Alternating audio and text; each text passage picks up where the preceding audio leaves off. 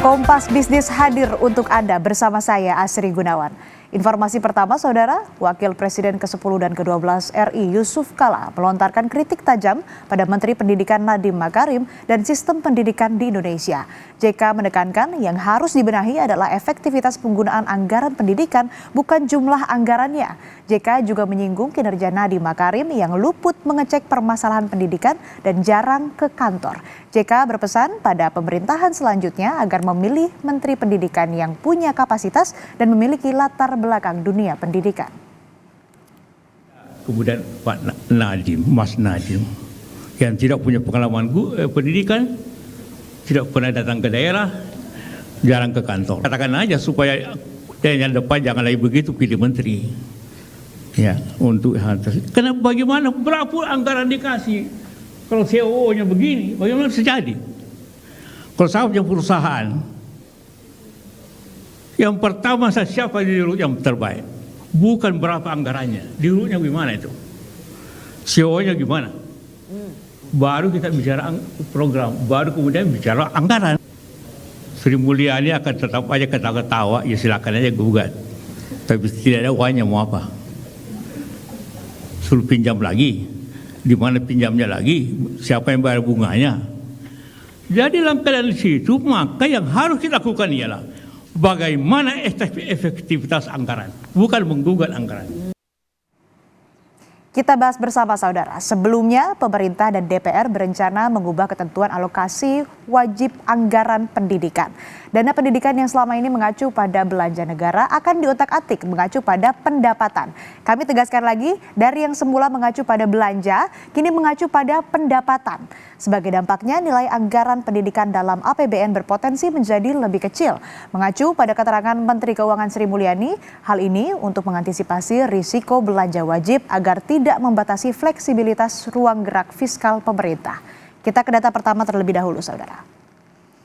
Selama ini anggaran pendidikan diwajibkan sebesar 20% dari total belanja di APBN.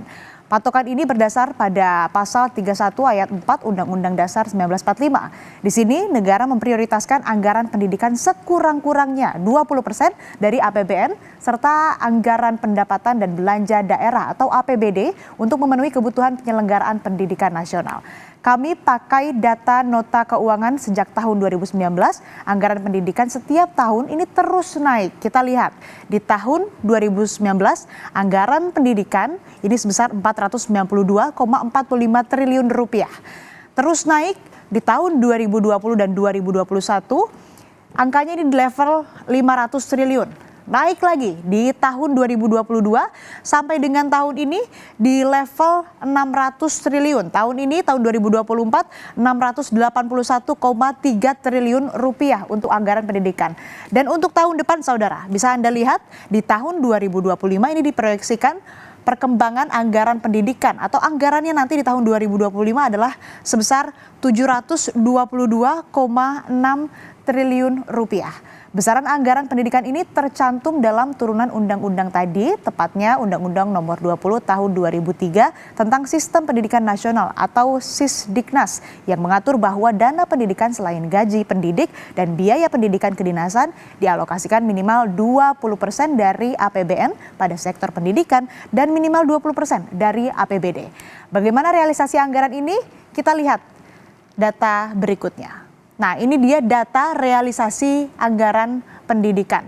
Di tahun 2019 dengan anggaran 460,34 triliun rupiah, ini realisasinya 93,48%.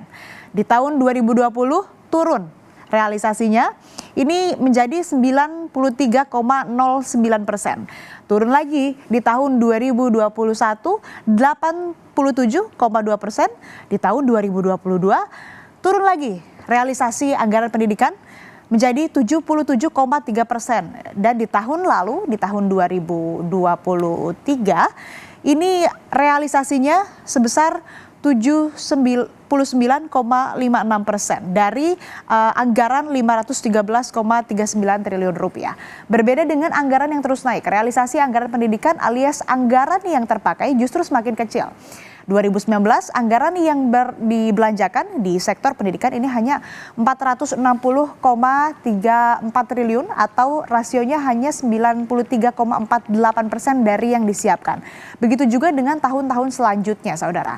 Dengan anggaran yang disiapkan, capaian program pendidikan pun kalau mengacu pada kritikan Yusuf Kala, ini banyak yang tidak maksimal.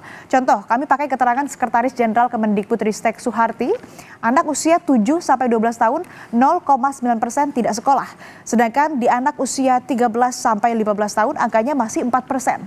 Yang lebih menampar, saudara, hanya 46,34% anak usia 16 tahun yang masuk pendidikan menengah seperti SMA atau SMK. Di sebagian tempat belum ada sekolahnya dan pemerintah ini belum bisa menyediakan layanan itu secara penuh.